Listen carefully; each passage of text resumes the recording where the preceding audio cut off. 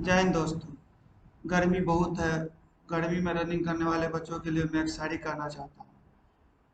Rough हौसला वो मंजर भी आएगा, प्यासे के पास चलकर समंदर भी आएगा। न थक मंजिल गए मुसाफिर, मंजिल भी मिलेगी और मिलने का मजा भी आएगा। धूप में जो बच्चे रनिंग करते हैं वही समझते हैं कि धूप में रनिंग करने के लिए कितना ताकत चाहिए। एसी में बैठने वाले को क्या पता कि रनिंग धूप में कैसे किया जाता है। चलिए फिर हम स्टार्ट करते हैं आज का एक नया वीडियो। जो बहुत बच्चे मैसेज कर रहे थे कि भैया मेरी भर्ती की ऑनलाइन प्रक्रिया नहीं हो रही है, तो मैं सबसे पहले बताना चाहता हूँ कि इस बार की भर्ती प्रक्रिया 2 चरणों में होगी। मैं सारी चीज़ें बताऊंगा। और दूसरा महत्वपूर्ण बात है डॉक्यूमेंट। नए बच्चे बहुत मैसेज इंस्टाग्राम पे कर रहे थे कि भैया हमें क्या सब डॉक्यूमेंट बनाना चाहिए, कब से बनाना चाहिए, क्योंकि सर्वर भी लास्ट में काम नहीं करता, तो आप बता दीजिएगा तो हम अभी से ही शुरू कर लेंगे। और तीसरी सबसे बड़ी बात एज, एज क्या से क्या होना चाहिए। और चौथी बात बिहार के बच्चे हैं, मैं भी बिहार से हूँ, तो बिहार के बच्चे को अक्सर लगता रहता है कि इंग्लिश में कम मार्क है तो मेरा रजिस्ट्रेशन नहीं हो पाएगा। वो सारी डॉट मैं आज क्लियर कर दूंगा, तो आप लोग बने रहिए लास्ट तक। मैं रोशन कुमार सिंह स्वागत करता हूँ आपके अपने यूट्यूब चैनल आर्मी वॉर पे। मैं आज सारी डॉट क्लियर करूंगा। अगर आप मेरे चैनल पर नए हैं तो चैनल को सब्सक्राइब करें, लाइक करें, कमेंट करें और अपने दोस्तों को भी भेजें, जिससे उनको सारी जानकारी मिलती रहे समय से क्योंकि बहुत बच्चे के बिना जानकारी के कारण वो दौड़ पास कर लेते हैं, टेस्ट पास कर लेते हैं, बीम पास कर लेते हैं और डॉक्यूमेंट में छटा जाते हैं। तो आज हम सारी बातें करेंगे, कौन सा डॉक्यूमेंट चाहिए, दूसरी भर्ती प्रक्रिया कब शुरू होगी, और इंग्लिश में इस बार की भर्ती प्रक्रिया 2 चरणों में होगी। पहला चरण का रजिस्ट्रेशन फॉर्म ऑनलाइन फॉर्म हो रहा है, जिसका भर्ती अक्टूबर में होगा और ज्वाइनिंग दिसंबर में होगा। और दूसरी दूसरी भर्ती जो होगी, जो अक्टूबर लास्ट नवंबर प्रथम वीक से शुरू होगी, उसका रजिस्ट्रेशन 1 अगस्त से शुरू होगा, जिसका दौर अक्टूबर लास्ट नवंबर दिसंबर में होगा और ज्वाइनिंग जाके अप्रैल। और इस साल भर्ती प्रक्रिया में एज 17 साल 6 महीना से लेके 23 साल तक होनी चाहिए। 23 साल एक दिन भी होगा तो आपको एज में छूट नहीं दिया जाएगा, आपको वहां से फॉर्म अप्लाई नहीं होगा। और 17 साल 5 महीना भी होगा तो आपको फॉर्म अप्लाई नहीं होगा। इसलिए सभी बच्चे अपने आधार कार्ड देख लें और मैट्रिक का डॉक्यूमेंट देख लें, उसके हिसाब से फॉर्म अप्लाई करें।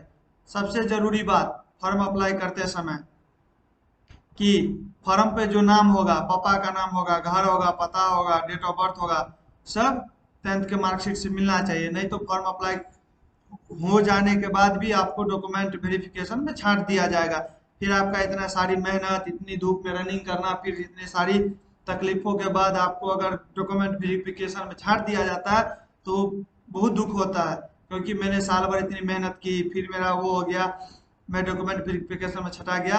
क्योंकि भर्ती में समय है, आप आधार कार्ड को सही करवा सकते हैं। आधार कार्ड 7 दिन के अंदर सही हो जाता है। बहुत सारे नए बच्चे इंस्टाग्राम पर मैसेज कर रहे थे, जैसा मैंने आपको बताया कि भैया मैं नया हूँ, इस बार क्या डॉक्यूमेंट चाहिए, अग्निवीर के प्रदर्शन में सरकार द्वारा क्या मांग किया गया है, कुछ एक्स्ट्रा भी मांग किया गया है, जैसे पिछले साल बहुत बच्चे छटाए हुए थे। तो वो सारी डॉट में क्लियर करना चाहता हूँ, जिससे आप लोग को इतनी मेहनत करने के बावजूद भी छटाना ना पड़े। चलिए शुरू करते हैं।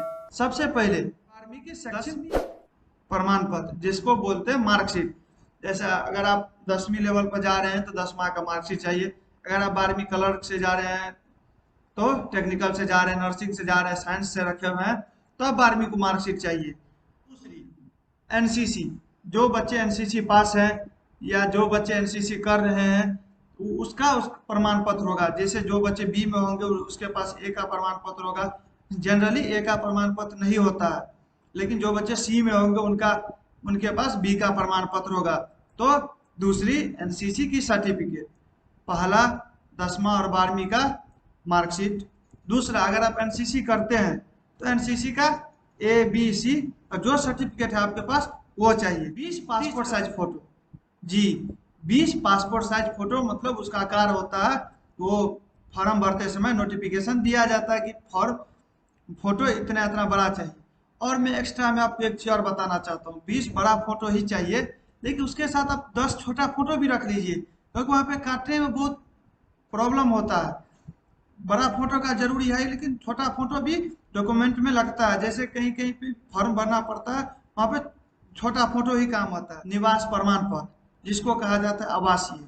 निवास प्रमाण पत्र दो तरीके से होता है, एक तो आप ब्लॉक से बनवा सकते हैं, अंचल से।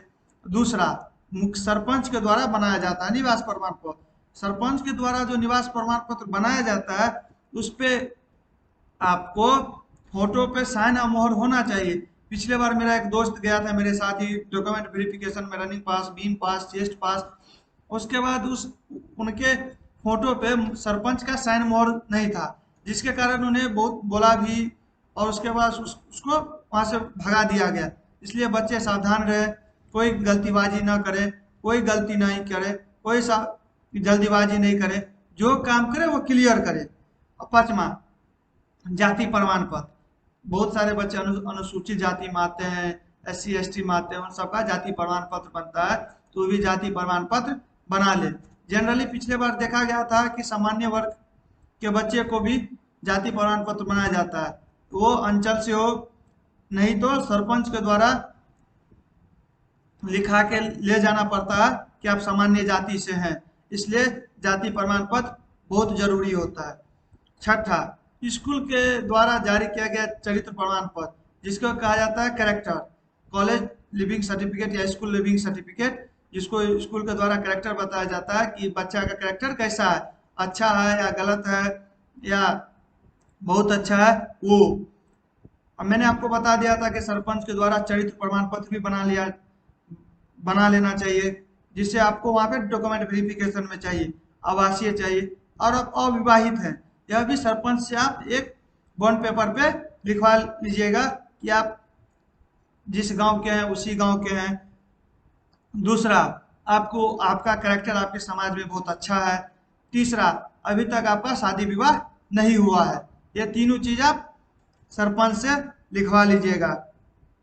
और आठवां, बैंक खाता, वो भी बैंक आपका स्वयं का होना चाहिए। अगर आपके पास बैंक खाता नहीं है तो आप बैंक खाता जाके खुलवा लीजिए, अभी समय है। बैंक खाता 24 से 48 घंटे में एक्टिवेट हो जाता है। 10वां, आधार कार्ड। आधार कार्ड मैंने आपको पहले ही बताया था कि जो मार्कशीट पे हो वही आधार कार्ड पे होना चाहिए। आधार कार्ड ओरिजिनल चाहिए, ओरिजिनल लेके जाना चाहिए, लेके जाइएगा वहाँ पे ओरिजिनल।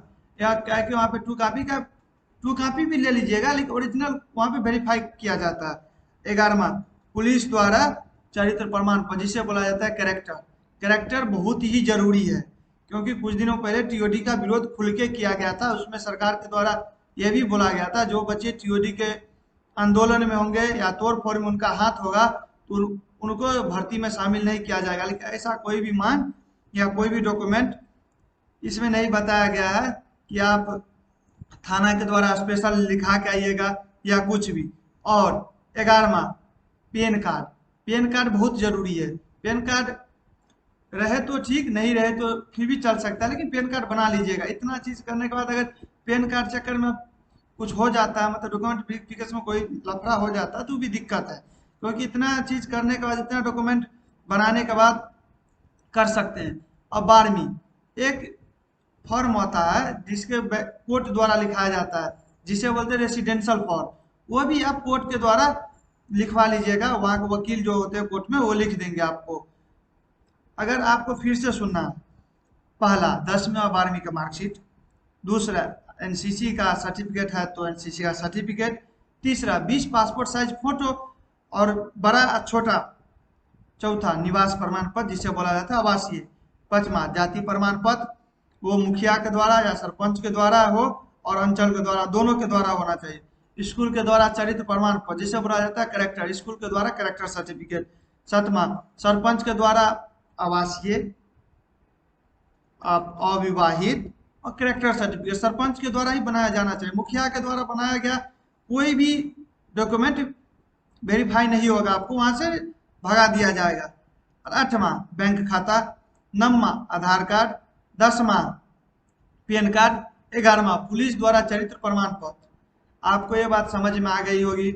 तो फॉर्म को, सेकंड चरण वाले फॉर्म को अच्छे से भरिएगा। जो फॉर्म जिस बारे में भर रहे हैं उसका भी डॉक्यूमेंट सेम लगेगा।